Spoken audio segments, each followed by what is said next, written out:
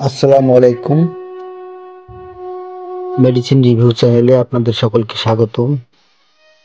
আশা করি সকলেই ভালো আছেন। দর্শক, আজকে যে মানে ক্রিম নিয়ে আলোচনা হবে সেটা হচ্ছে ক্রিম ফাঙ্গিসন।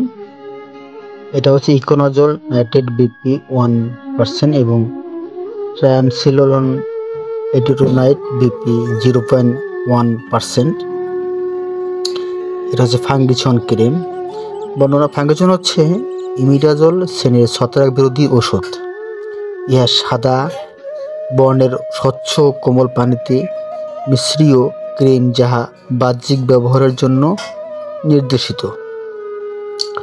উপাদান: প্রতি 100 গ্রাম ক্রিমে আছে ইকোনাজল নাইট্রেট বিপি 1 গ্রাম এবং ট্রায়ামসিলোলন বিপি 100 মিলিগ্রাম।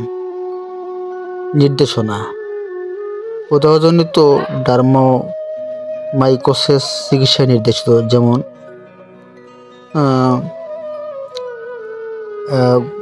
প্রদাহজনিত মাইক্রোট্রাইমোকোসিস চিকিৎসায় নির্দেশিত। মাত্রা ও ব্যবহার বিধি: বাহ্যিক ব্যবহারের জন্য আক্রান্ত স্থানে 2 থেকে 3 বার প্রয়োগ করতে হবে। পার্শ্ব প্রতিক্রিয়া: স্থানীয় জ্বালা, সম্ভাব্য ঝুলন্ত শোথ, এরিথ্রোমা দেখা দিতে পারে।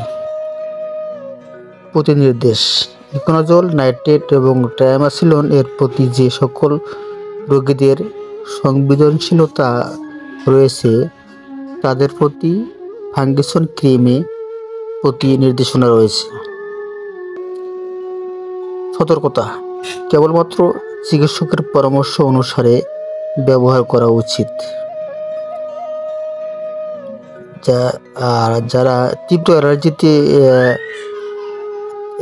অ্যালার্জি আছে তার জন্য ব্যবহার না করাই ভালো।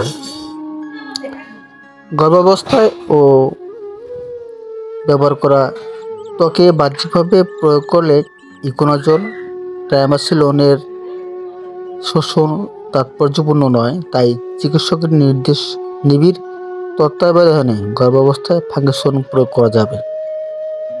মাতৃদুগ্ধ দানকালে চিকিৎসকের নিবিড় তত্ত্বাবধানে মাতৃদুগ্ধ দানকারী মায়েদের প্রয়োগ করা যাবে।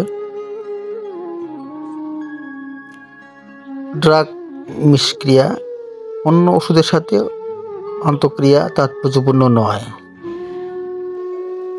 তো দর্শক, আজকে এ পর্যন্তই। পরবর্তীতে আর অন্য কোনো একটা প্রোডাক্ট নিয়ে আলোচনা করা হবে। ধন্যবাদ।